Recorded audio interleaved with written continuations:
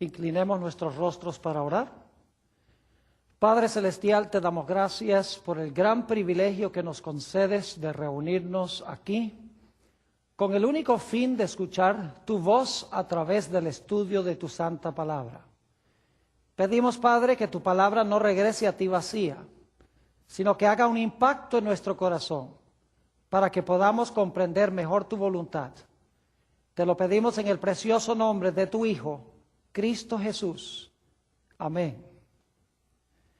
Vamos a comenzar nuestro estudio hoy en la primera epístola del apóstol San Juan, el capítulo 4 y el versículo 8. Primera de San Juan, el capítulo 4 y el versículo 8.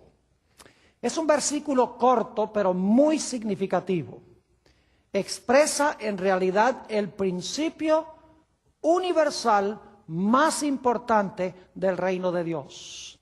Dice allí: el que no ama no ha conocido a Dios, porque Dios es amor.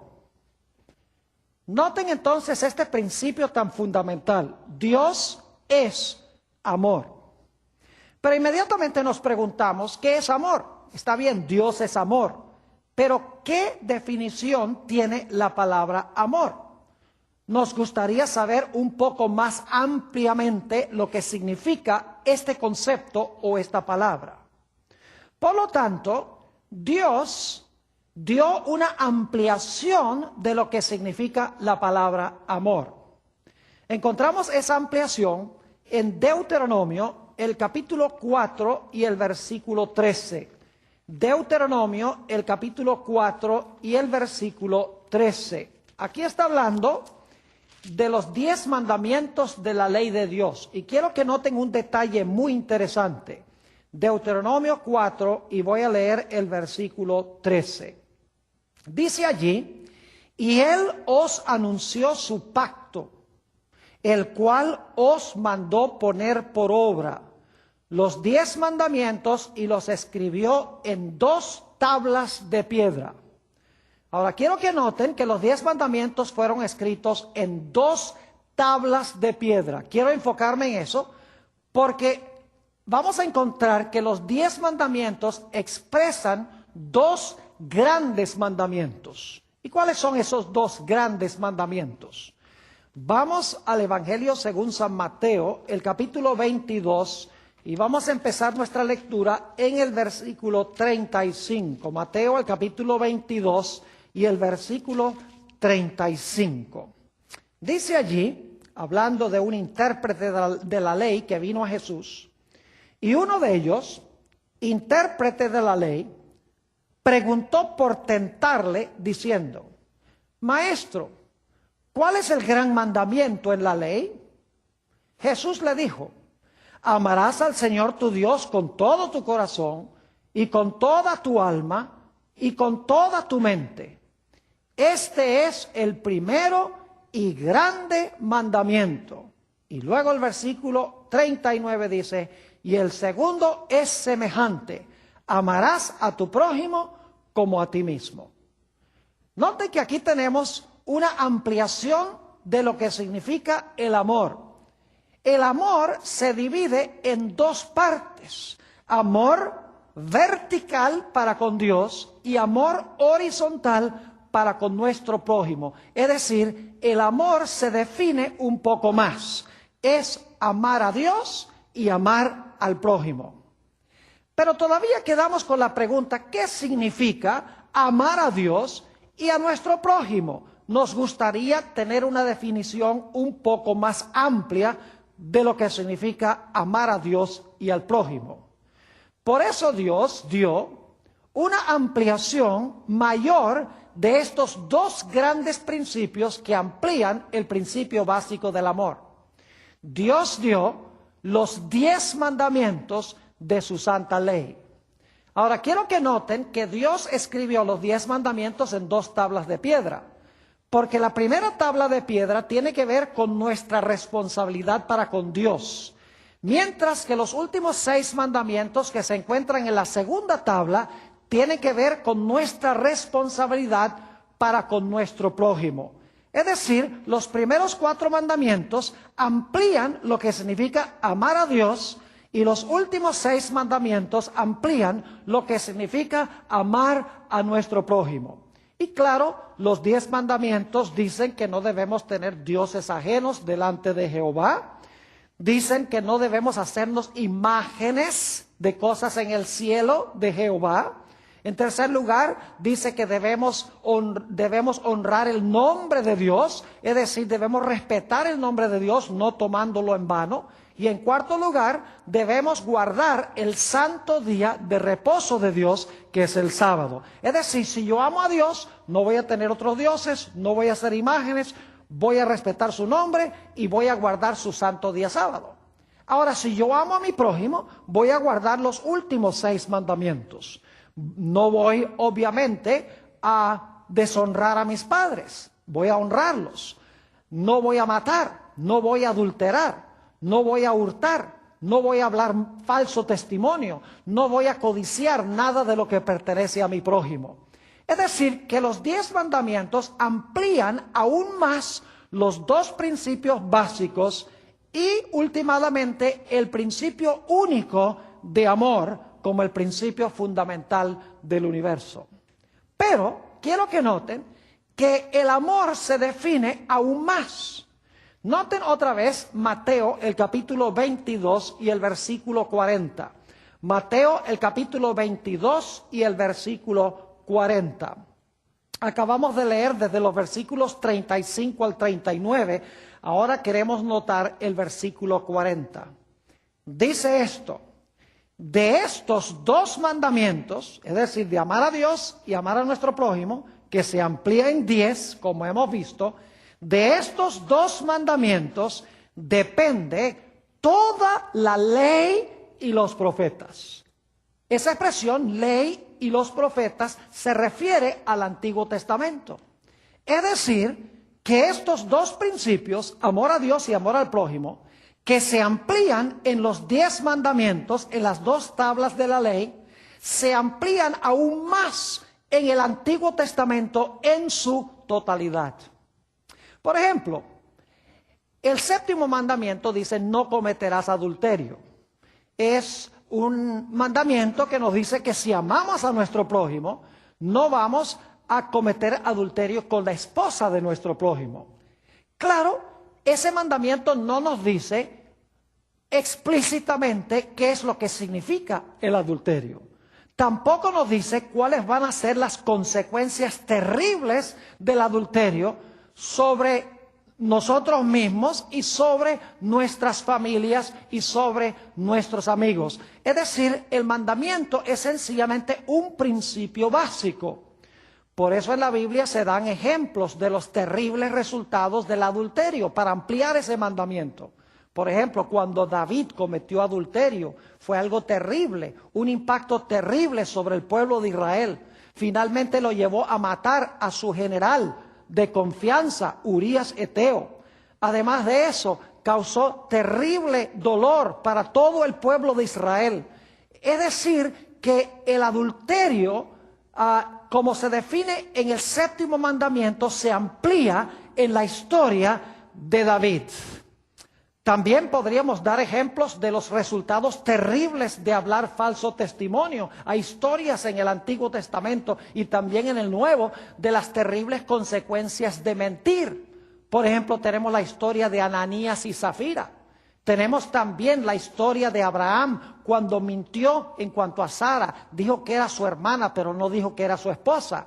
Encontramos los terribles resultados de la mentira de Jacob, donde tuvo que huir de su hogar, tuvo que engañar a su padre, según él pensó, y como resultado no volvió a ver a su madre, vivió exiliado de su casa por más de 20 años. Es decir, que la Biblia amplía los 2 principios, los 10 principios, y nos explica los resultados terribles de desobedecer la ley de Dios. Pero yo quiero decirles que hay un lugar a donde se amplía aún más lo que tenemos en la Sagrada Escritura. No se contradice, sino que se amplía lo que tiene que ver este principio básico, los dos principios básicos, los 10 principios básicos y todas las ilustraciones que encontramos de estos principios en la Sagrada Escritura. ¿Y a dónde se encuentra esa ampliación adicional? Lo hemos estudiado en nuestros temas anteriores. Dios ha levantado en estos últimos días un profeta. Y el propósito de ese profeta, como hemos visto, en realidad es una profetisa, no es traer nueva luz, no es traer nuevas doctrinas, sino que el propósito es ampliar aquello que ya conseguimos en las Sagradas Escrituras. Es decir, en cortas cuentas, el propósito del espíritu de profecía es ampliar lo que significa amar a Dios y lo que significa amar a nuestro prójimo. Es una ampliación de los 10 mandamientos y es una ampliación de toda la Sagrada Escritura, y la Sagrada Escritura lógicamente es una ampliación de los 10 mandamientos. Es decir, que lo que tenemos es lo siguiente: un principio básico, el amor. Ese principio se amplía en dos grandes principios: amar a Dios y amar al prójimo. Esos dos principios se amplían aún más en 10 principios, en 2 tablas de la ley, los 10 mandamientos. Los 10 mandamientos se amplían aún más a través de toda la Sagrada Escritura. Y finalmente, la Sagrada Escritura se amplía aún más en los escritos del espíritu de profecía.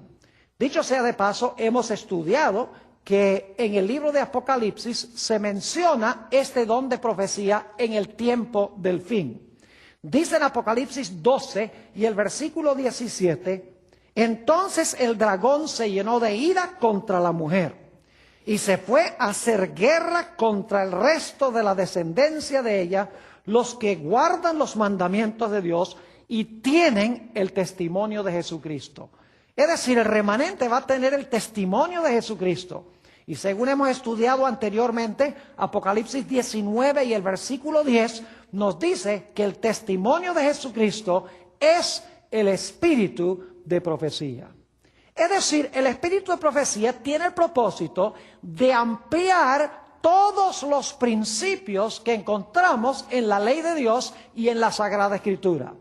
Ahora, lo que quiero hacer en nuestro estudio en este día es tomar algunos ejemplos del espíritu de profecía, a donde la autora Elena G. de White amplía ciertos principios bíblicos o magnifica ciertos principios bíblicos. Ahora, hemos titulado este tema El microscopio de Dios, y hay un propósito por el cual lo he titulado de esa forma. En realidad, el espíritu de profecía es como un microscopio. Ustedes saben que un microscopio magnifica lo que está allí, lo que no se ve a simple vista. El microscopio no inventa nada, no crea nada, sino que el microscopio amplía y hace grande lo que ya está allí. De la misma manera, el espíritu de profecía lo que hace es magnificar y ampliar aquello que se contiene en principio en la Sagrada Escritura. Vamos a nuestro primer ejemplo de cómo el espíritu de profecía amplía lo que contiene la Sagrada Escritura. Notemos lo que dice en Isaías, el capítulo 58, Isaías, el capítulo 58 y el versículo 13. Aquí está hablando del sábado, nos da un principio, no nos especifica detalles, pero nos da un principio de cómo debemos observar el santo sábado. Dice allí en el versículo 13, si retrajeres del día de reposo tu pie, de hacer tu voluntad en mi día santo, aquí está hablando Dios, y lo llamares delicia, santo, glorioso de Jehová, y lo venerares, no andando en tus propios caminos, ni buscando tu voluntad, ni hablando tus palabras, entonces te deleitarás en Jehová, y yo te haré subir sobre las alturas de la tierra, y te daré a comer la heredad de Jacob tu padre, porque la boca de Jehová lo ha hablado. Ahora, ¿qué significa eso? No andando en nuestros propios caminos, ni buscando nuestra propia voluntad, ni hablando nuestras propias palabras. Nos preguntamos qué significará eso. El espíritu de profecía amplía lo que significa eso. Es decir, no le está añadiendo a la Biblia, sino que está tomando los principios y magnificándolos, explicando cómo debemos prepararnos para el sábado. Quiero leerles una cita que encontramos en la revista Signs of the Times, mayo 25, 1882. Signs of the Times significa en español señales de los tiempos. Dice la autora lo siguiente: que cada familia adventista del séptimo día honre a Dios por una obediencia estricta a la ley. Algunos dicen, bueno, eso no es bíblico, que debemos guardar la ley.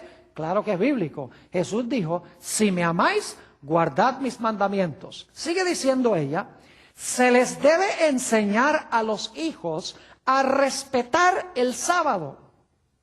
En el día de la preparación, es decir, el viernes, la ropa debe plancharse, los zapatos deben pulirse y el baño debe tomarse.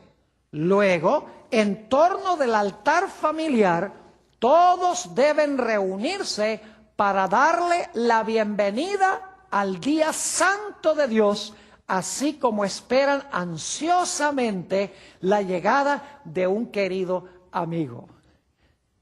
Está yendo en contra de la Biblia la autora porque dice que debemos tener los zapatos pulidos y debemos habernos tomado el baño y la ropa debe estar planchada y arreglada. Claro que no. Eso es hacer nuestra voluntad en el día santo de Dios. Y no debemos hacer nuestra voluntad, sino la voluntad de Dios. Es interesante notar también que la autora, cuando habla del sábado, dice que debemos cuidar los bordes del sábado. Es decir, no solamente debemos guardar el sábado, sino que debemos cuidar los minutos que vienen inmediatamente antes de comenzar el sábado y cuando termina el sábado. Y algunos dicen, ¿y dónde dice la Biblia eso? En principio, la Biblia contiene esa información. Noten Nehemías, el capítulo 13 y el versículo 19. Nehemías, el capítulo 13 y el versículo 19, nos dice lo que hacía Nehemías antes de comenzar el sábado para asegurarse de que todos estuvieran listos para observar el día. Dice allí, sucedió pues que cuando iba oscureciendo a las puertas de Jerusalén, antes del día de reposo, noten eso, antes del día de reposo, dije que cerrasen las puertas. Y ordené que no las abriesen hasta después del día de reposo. Y puse a las puertas a algunos de mis criados para que en día de reposo no introdujeran carga.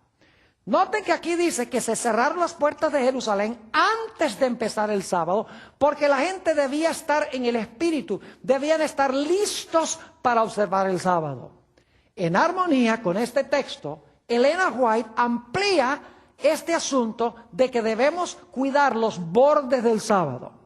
En el libro Testimonios para la Iglesia, tomo 6, página 356, dice la autora esto: debemos guardar celosamente los bordes del sábado. Acuérdese que cada momento está consagrado y es tiempo santo. Cuando es posible, los patrones deben darles la tarde libre a sus obreros desde el mediodía hasta que comience el sábado. Concédanles tiempo para prepararse a fin de que puedan darle la bienvenida al día del Señor con una mente serena. Es decir, debemos estar preparados para recibir el sábado. Como vimos en Nehemías, ya la Biblia expresa el principio, pero Elena White toma el principio y lo aplica en los aspectos del trabajo y de la vida práctica. Ahora notemos otro asunto que trata el espíritu de profecía.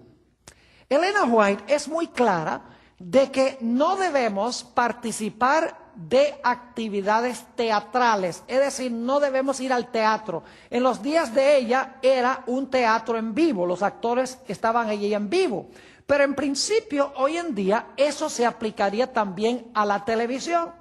Y alguno dice, ¿a dónde dice la Biblia no verás televisión o no verás películas? Allí Elena White le está añadiendo a la Biblia. Fíjense que no. Voy a leerles las citas primero del Espíritu de Profecía y luego entonces voy a leer algunos textos bíblicos que tienen el principio que amplía Elena White. Noten esta cita que encontramos en el Hogar Adventista, página 469. Dice la autora, entre los más peligrosos lugares del placer se encuentra el teatro. En vez de ser una escuela de moralidad y virtud, como se pretende a menudo, es el semillero de la inmoralidad. Estas diversiones fortalecen y confirman los hábitos viciosos y las inclinaciones pecaminosas. Los cantos viles, los ademanes, las expresiones y actitudes lascivas depravan la imaginación y degradan la moral. Todo joven que asista habitualmente a estos espectáculos se corromperá en sus principios. No hay en nuestra tierra influencia más poderosa para envenenar la imaginación, destruir las impresiones religiosas y embotar el gusto por los placeres tranquilos y las sobrias realidades de la vida que las diversiones teatrales. El amor por estas escenas aumenta con cada asistencia, como el deseo de bebidas embriagantes, es decir, crea un vicio ir al cine. Y dice, nuevamente, el amor por estas escenas aumenta con cada asistencia, como el deseo de bebidas embriagantes se fortalece con su consumo. La única conducta segura consiste en huir del teatro, del circo y otros lugares dudosos de diversión. ¿Saben ustedes que la Biblia nos da en principio lo que dice Elena G. de White más específicamente? Ella es el microscopio, ella está ampliando, ella está magnificando lo que se encuentra en principio en la Sagrada Escritura. Vamos a anotar algunos versículos donde se da este principio de que debemos cuidar las avenidas del alma. Noten Romanos, el capítulo 12 y el versículo 2. Dice el apóstol San Pablo, no os conforméis a este siglo, sino transformaos por medio de la renovación de vuestro entendimiento, para que comprobéis cuál sea la buena voluntad de Dios, agradable y perfecta. Noten que aquí dice que no debemos conformarnos a este mundo, ni debemos conformarnos a este siglo, sino que debemos ser transformados por la renovación de nuestra mente o, como dice aquí, de nuestro entendimiento.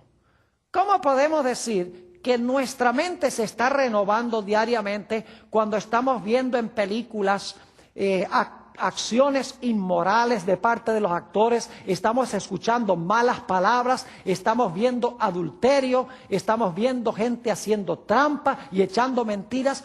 ¿Cómo podemos pensar que eso trae gloria a Dios y que eso renueva nuestro entendimiento y nos hace más como Jesús? Note lo que dice el apóstol San Pablo en 2 de Corintios, el capítulo 3 y el versículo 18. Nuevamente está el principio y entonces tenemos que aplicar el principio. 2 de Corintios, el capítulo 3 y el versículo 18. Dice lo siguiente, por tanto, nosotros todos, mirando a cara descubierta, como en un espejo, la gloria del Señor, somos transformados de gloria en gloria en la misma imagen como por el Espíritu del Señor. ¿Cómo somos transformados a imagen de Jesús? Aquí nos dice claramente que es contemplándolo a Él. Y nosotros lo contemplamos a Él a través del estudio de la Sagrada Escritura. Es decir, que nosotros somos lo que vemos y lo que oímos. Si metemos cosas malas por nuestros ojos y nuestros oídos, nuestra salud espiritual será mala y seremos desemejantes a Jesús.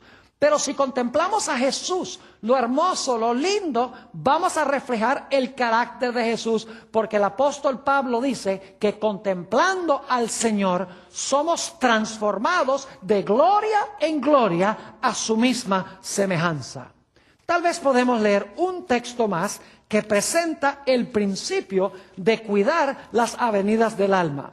Filipenses, el capítulo 4 y el versículo 8. Filipenses, el capítulo 4 y el versículo 8, nos dice el apóstol San Pablo: por lo demás, hermanos, todo lo que es verdadero, todo lo honesto, todo lo justo, todo lo puro, todo lo amable, todo lo que es de buen nombre, si hay virtud alguna, si algo digno de alabanza, en esto pensad. Fíjense, ¿en qué es que debemos pensar o reflexionar?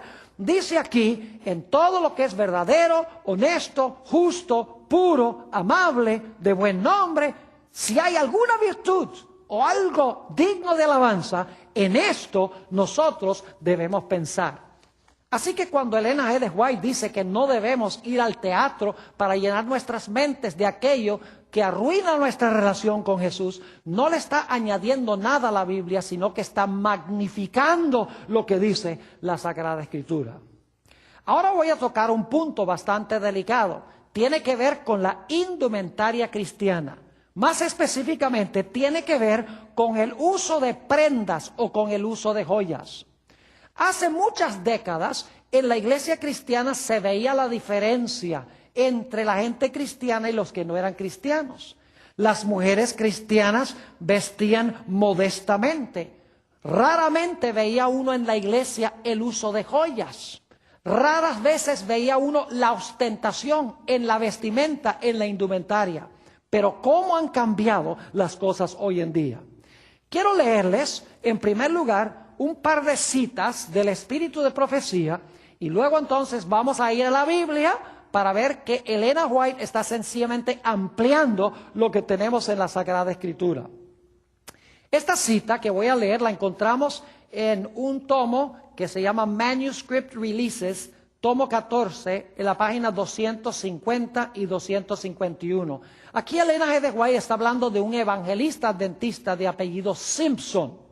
Y dice lo siguiente: el pastor Simpson explica las profecías usando cuadros ilustrativos que demuestran que el fin de todas las cosas está a las puertas.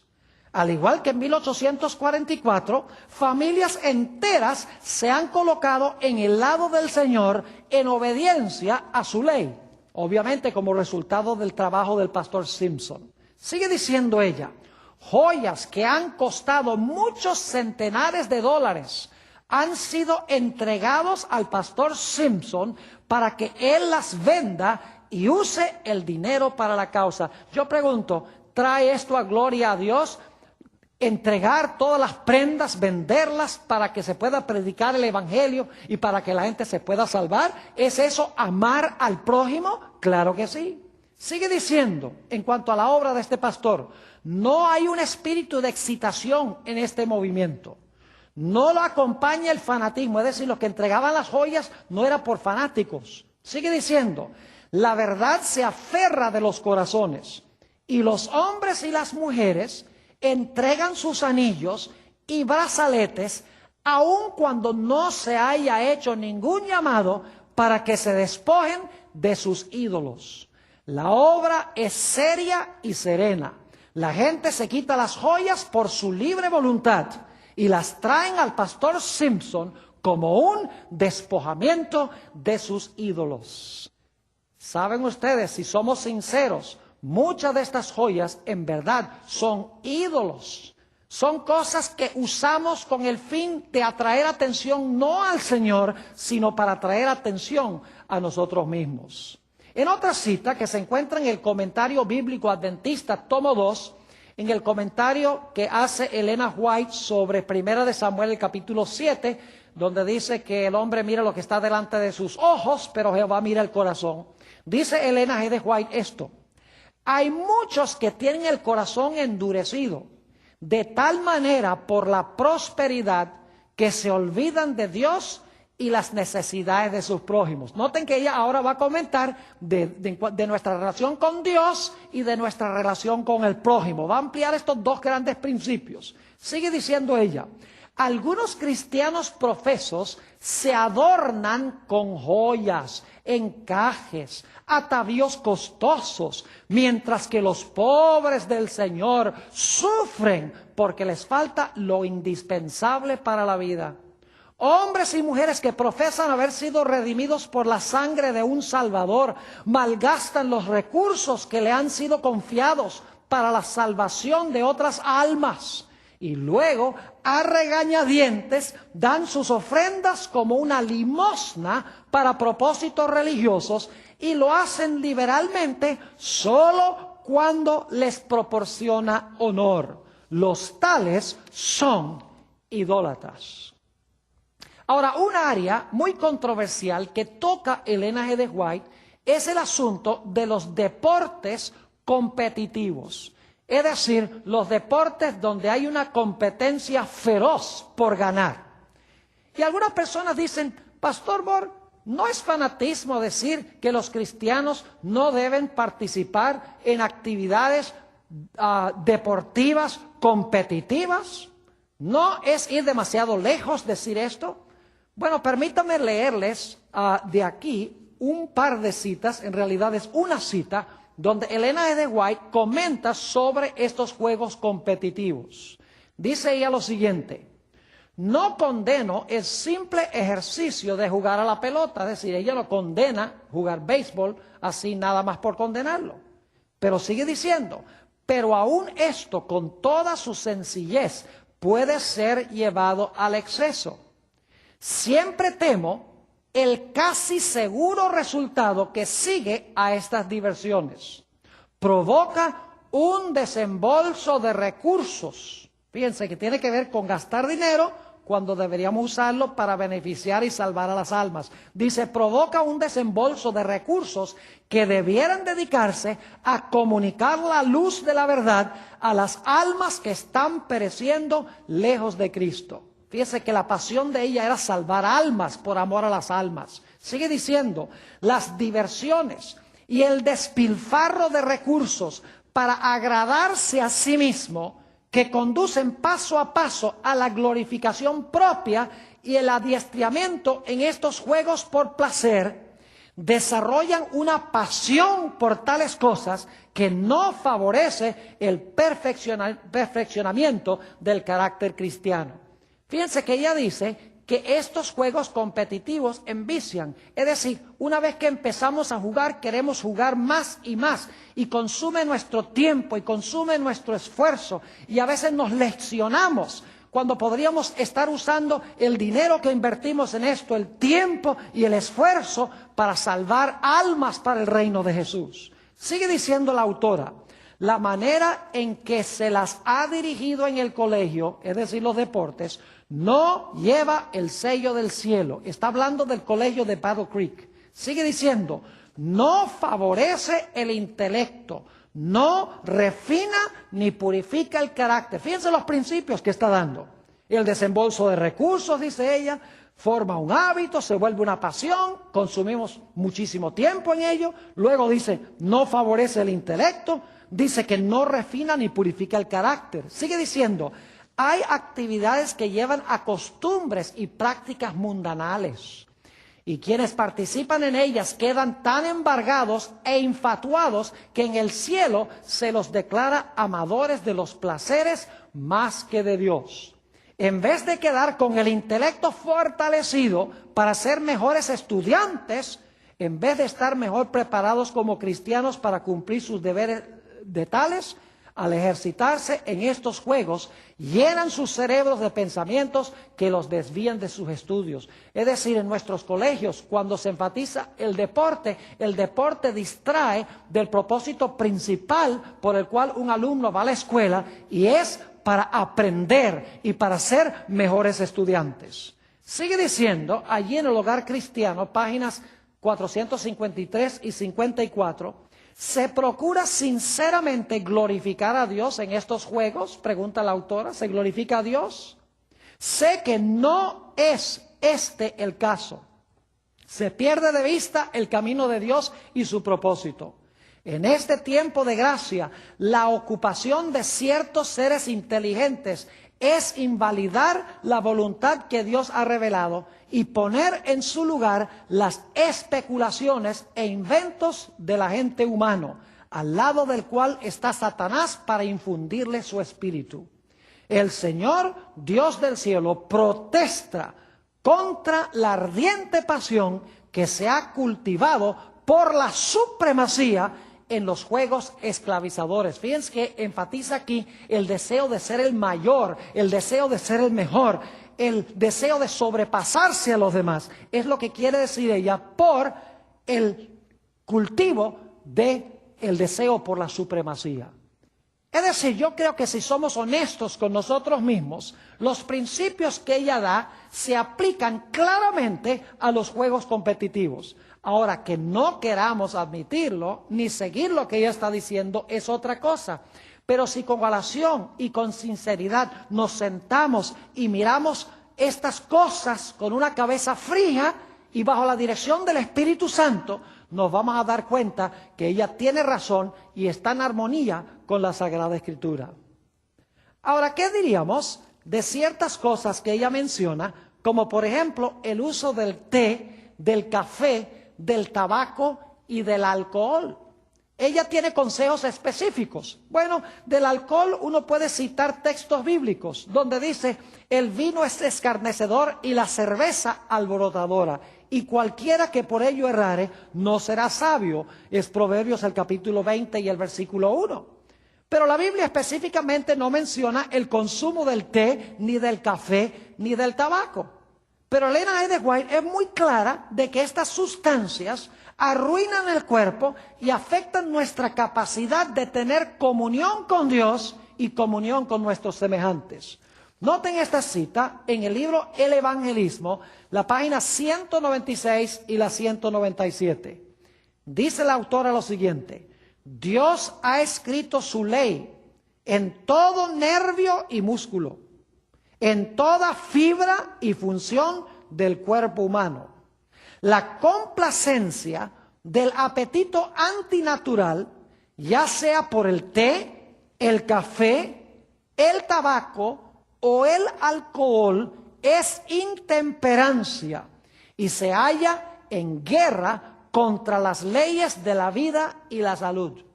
Usando estos artículos prohibidos se crea una condición en el organismo que el Creador nunca propuso que hubiera. Esta complacencia en cualquiera de los miembros de la familia humana es pecado. Es una declaración fuerte, pero la Biblia tiene los principios básicos que corroboran esta ampliación o esta magnificación que da Elena G. de White.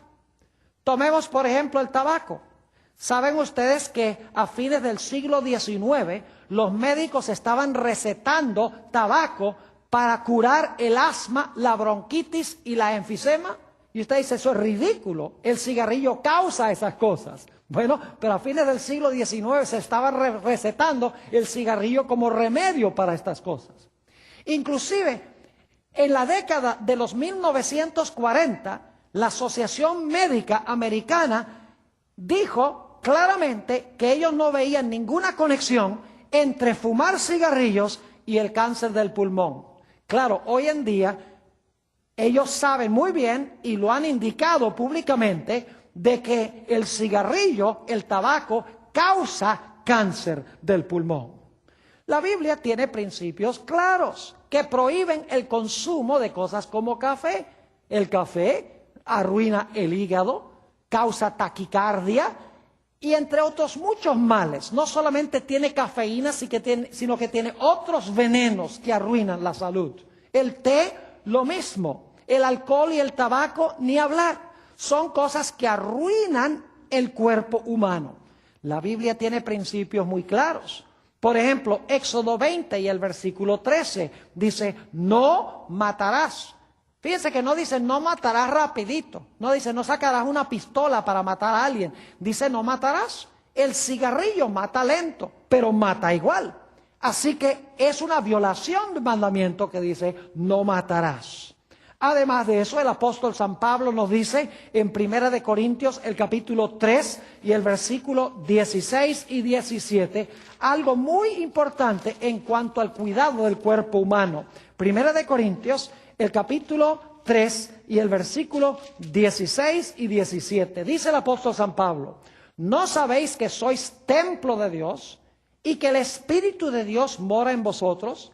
Si alguno destruyere el templo de Dios, que es el cuerpo, según 1 Corintios 6, 19 y 20, si alguno destruyere el templo de Dios, Dios le destruirá a él, porque el templo de Dios, el cual sois vosotros, santo es. Es decir, el cuerpo es templo del Espíritu Santo, es santo, no somos nuestros, nuestro cuerpo no es nuestro. ¿Qué derecho tenemos de maltratar y destruir lo que no nos pertenece a nosotros? Además de eso, el apóstol Pablo dice en 1 Corintios 10 y el versículo 31, algo muy claro que muchos cristianos han leído, pero que han ignorado. Dice el apóstol San Pablo, si pues coméis o bebéis o hacéis otra cosa, hacedlo todo para gloria de Dios. Y la forma en que glorificamos a Dios es siguiendo las pautas y las indicaciones que Él ha dado en su santa palabra. Es decir, que la Biblia en principio condena aquello que no se menciona específicamente. Elena G. White sencillamente toma los principios que menciona la Biblia, los amplía y demuestra aquello que nos causa daño a nosotros, de tal manera que podamos abstenernos de esas cosas y podamos cuidar el templo que Dios nos ha concedido. Además de eso, en 1 de Pedro, el capítulo 2 y el versículo 11, el apóstol Pedro nos dice que debemos echar a un lado los deseos carnales que atentan contra nuestra vida espiritual. Ahora, permítame mencionarles algo que menciona el espíritu de profecía que ha sido muy controversial a través de los años. La Biblia nos dice que hay ciertas carnes que Dios permite comer. Esas carnes que Dios permite comer se mencionan, por ejemplo, en Deuteronomio 14 y en Levítico el capítulo 11. Se da una lista allí de carnes que se pueden comer. Muchos saben que Elena G. White dice que en estos últimos días de la historia del mundo, ni siquiera debemos nosotros comer de las carnes que Dios permite, ni siquiera debemos comer carnes limpias. Y algunas personas dicen, ve, Elena White está contradiciendo lo que dice la Biblia. Pues la Biblia dice que uno puede comer ciertas carnes limpias. Elena White dice que en los últimos días no debemos ni siquiera comer de esas carnes limpias que Dios permite. Permítame ilustrar lo que quiero decir antes de leerle un par de citas del Espíritu de Profecía para que vean que la autora tiene razón. Yo viví en una ciudad, y no voy a mencionar el nombre por razones obvias, viví en una ciudad a donde hay un río que pasa por toda la ciudad. Es un río sucio, inmundo, huele como una cloaca. Es decir, que es en realidad... son las aguas negras de la ciudad, digámoslo decentemente. Y hay avisos a lo largo de todo ese río que dice peligro, no se bañen, no usar el agua.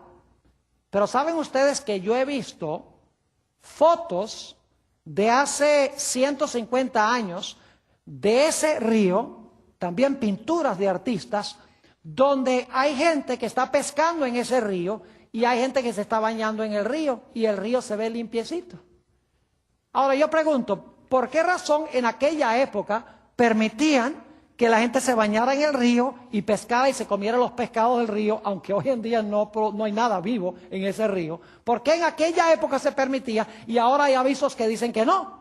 Sencillamente porque las circunstancias han cambiado. Lo que era limpio en aquella época ya no es limpio ahora. Y por lo tanto el gobierno ha cambiado su consejo. Lo que permitía allá, ahora no lo permite. Lo mismo sucede con el espíritu de profecía. El reino animal en la época del Antiguo Testamento, aún en los tiempos de Jesús, y posiblemente inclusive en la Edad Media, no estaba tan contaminado como está hoy. Ustedes conocen en cuanto a la enfermedad de las vacas locas, conocen la enfermedad el bird flu, la gripe que dan los pájaros, las gallinas, las purinas, la grasa saturada, la sangre que transmite grandes enfermedades en estos días, las hormonas que le inyectan a los animales para que crezcan más rápido, los preservativos también que les inyectan para que la carne no se dañe tan rápido. Son cosas que no se hacían en los tiempos bíblicos, que se están haciendo hoy en día, que están enfermando a la gente. Es decir, lo que antes era limpio, por causa del pecado en estos últimos días, ya no es limpio. Y Dios, por lo tanto, dice, lo que dije allá, que era limpio, que se podía comer, en estos últimos días, no es seguro comerlo. Noten en el libro, El Ministerio de Curación, página 241, lo que dice la autora. Dice, la carne no fue nunca el mejor alimento. Claro que no, porque el mejor alimento lo hizo Dios en el huerto de Edén, que eran frutas y vegetales. Claramente, Génesis 1 y el versículo 29 lo dice. Así que la carne no fue nunca el mejor alimento. Pero, ahora escuchen bien, su uso es hoy día doblemente inconveniente. Es decir, hoy es peor, ya que el número de los casos de enfermedad aumenta cada vez más entre los animales. Los que comen carne y sus derivados no saben lo que ingieren. Muchas veces, si hubieran visto a los animales vivos y conocieran la calidad de su carne, la rechazarían con repugnancia. Continuamente sucede que la gente coma carne llena de gérmenes de tuberculosis y cáncer. Así se propagan estas enfermedades y otras también graves. Fíjense que ella dice que la carne nunca fue el mejor alimento, pero que ahora es doblemente negativo consumir la carne, porque hay mucho más enfermedad. Y claro, en la época de ella no estaban inyectando los animales con hormonas y con preservativos, que se hace peor aún hoy en día. En otra cita, ella sigue diciendo, Ministerio de Curación, página 244, ¿no es tiempo ya de que todos prescindan de comer carne? ¿Cómo pueden seguir haciendo uso de un alimento cuyo efecto es tan pernicioso para el alma y el cuerpo de los que se esfuerzan por llevar una vida pura, refinada y santa para gozar de la compañía de los ángeles celestiales? ¿Cómo pueden quitar la vida a seres creados por Dios y consumir su carne con deleite? Vuelvan más bien al alimento sano y delicioso que fue dado al hombre en el principio. Recuerdan que Jesús una vez dijo a los fariseos, Moisés permitió el divorcio por la dureza del corazón de ustedes, pero el ideal de Dios es al principio. Lo mismo tiene que ver con la dieta. Sigue diciendo, vuelvan más bien al alimento sano y delicioso que fue dado al hombre en el principio, y tengan ellos mismos y enseñen a sus hijos a tener misericordia de los seres irracionales que Dios creó y puso bajo nuestro dominio. Lo que ella dice tiene perfecto sentido, tomando en cuenta el cambio de las circunstancias en estos últimos días. Lo que Dios dijo que se podía comer, tal vez no el ideal original, pero que se podía comer por Israel en el desierto porque no podían producir cosas agrícolas, carnes que tal vez se tienen que comer en partes donde no hay vegetales y no hay frutas. Hoy en día, mis queridos amigos, nada de eso es seguro. Para concluir, yo quiero tratar un último tema que menciona el espíritu de profecía. Y lo digo con mucho tacto. Ha habido mucho debate en cuanto a lo que dice Elena G. de White sobre lo que ella llama el vicio secreto o el vicio solitario. Voy a usar la palabra, ella está hablando aquí de la acción de la masturbación. Muchos han dicho que lo que ella dice es descabellado, que no tiene razón. Por ejemplo, ella dice que la mente y el cuerpo son debilitados por el hábito del autoabuso, como ella lo llama. Dice también que disminuye la energía del cerebro, escuchen bien, y como resultado la brillantez de la mente joven es opacada. También dice, y esta es la parte más controversial, que si la persona continúa en esta práctica viciosa, eventualmente padecerá de idiotez o demencia. Y algunas personas dicen, vaya, eso es tan ridículo lo que ella dice. Dicho sea de paso, les doy las referencias. Estas citas se encuentran en el tomo 5 de los testimonios, página 91. Se encuentra también otra cita en el tomo 2 de los testimonios, página 392, y en el tomo 2, la página 402. Hoy en día aún hay muchas personas que dicen que lo que ella dijo en cuanto a este hábito es ridículo, que no hay ninguna base científica para esto. Lo interesante, mis queridos amigos, es que un médico de la Universidad de Oxford, una de las grandes universidades del mundo, y otro médico de la Universidad de Harvard han corroborado en tiempos recientes lo que dijo Ellen G. White en cuanto a este vicio solitario, o lo que llama la hermana White, este vicio contra naturaleza. Permítanme leerles primero la cita del doctor David O'Robin de la Universidad de Oxford. Dice lo siguiente: la deficiencia de zinc, que es un mineral, tiene un impacto profundo, especialmente sobre el varón, pues en los testículos y en la próstata se hallan cantidades extraordinarias de zinc. La cantidad de zinc que se halla en el semen es tal que una sola eyaculación puede eliminar todo el zinc que se absorbe de los intestinos en un día. Sigue diciendo, entre los seres humanos, los efectos más consistentes de una deficiencia de zinc son los cambios en el humor y en la conducta. Hay depresión, escuchen bien, problemas mentales, hay depresión, irritabilidad extrema, apatía y aún en algunas circunstancias, conducta que parece ser esquizofrenia.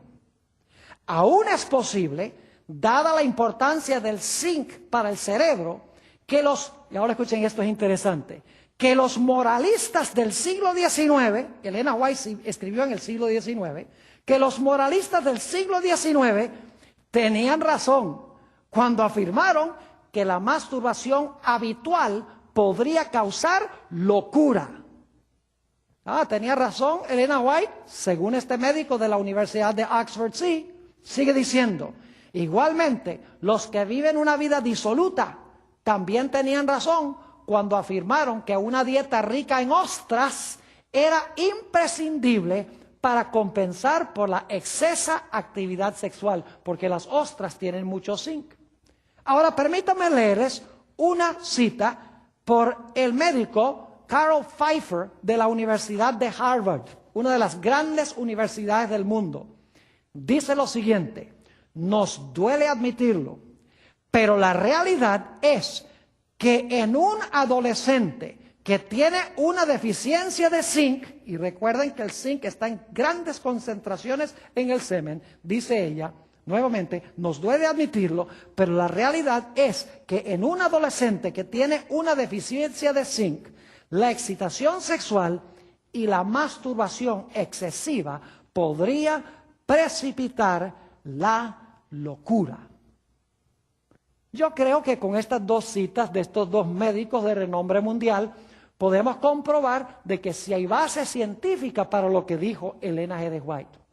Además de eso, mis queridos amigos, fuera de los efectos físicos que tiene este hábito, podríamos decir que esa práctica causa pensamientos nocivos, pensamientos inmorales. Porque ustedes saben que el vicio secreto va vinculado con pensamientos inmorales. La Biblia claramente dice que debemos no solo abstenernos de adulterio, sino que debemos abstenernos de mirar a una mujer para codiciarla, porque mirándola para codiciarla ya hemos cometido adulterio en nuestro corazón. Es decir, que Elena G. de White no dice nada que sea descabellado y ridículo. Permítame mencionarles un último aspecto que menciona la hermana White. A algunas personas les encanta decir, la hermana White prohibió bicicletas. Qué cosa tan ridícula que haya dicho que no podemos usar bicicletas. Pues ¿saben algo? Ella habló en un marco histórico especial. Habló sobre gente que estaba hipotecando sus casas, gastando una cantidad inmensa de dinero para comprar una bicicleta. Se estaban matando en las carreteras, estaban echando carreras para ver quién podía estar en primer lugar. Por eso fue que prohibió las bicicletas. Hoy lo que haría tal vez es prohibir las carreras de carros, donde los carros cuestan centenares de miles de dólares y están luchando, aún peleando por ser el primero. Permítanme leerles esta última cita del Espíritu de Profecía sobre las bicicletas. Dice, en vista de la terrible crisis que está justo ante nosotros, ¿qué están haciendo los que profesan creer la verdad? Mi guía me llamó y me dijo, sígueme. Y me mostró cosas que estaban ocurriendo entre el pueblo de Dios que no estaban en armonía con su fe. Parecía haber una manía por bicicletas. Noten que no eran solamente bicicletas, sino locura por bicicletas. Ahora noten el principio, se gastaba dinero para gratificar un entusiasmo en esta dirección que se hubiese podido invertir mejor, mucho mejor en la construcción de iglesias que tanto se necesitan. Se me presentaron cosas muy extrañas que estaban ocurriendo en Battle Creek. Una influencia hechizadora parecía pasar como una ola sobre nuestro pueblo y vi que otras tentaciones seguirían en su estela. Satanás obra con intensidad de propósito para inducir a nuestro pueblo a invertir tiempo y dinero en gratificar lo que supuestamente quieren. Noten los principios, tiempo y dinero. Esta es una especie de idolatría. Hay algunos que están luchando por la supremacía, otro principio. Cada uno procurando sobrepasar al otro en la velocidad de sus bicicletas. Había un espíritu de lucha y contención entre ellos sobre quién había de ser el mayor. ¿Se dan cuenta de los principios que está expresando? Hoy en día podría ser otras prácticas, pero los principios se aplican igual. Es decir, Dios nos ha dado este maravilloso microscopio para ampliar y comprender mejor los principios de la palabra de Dios.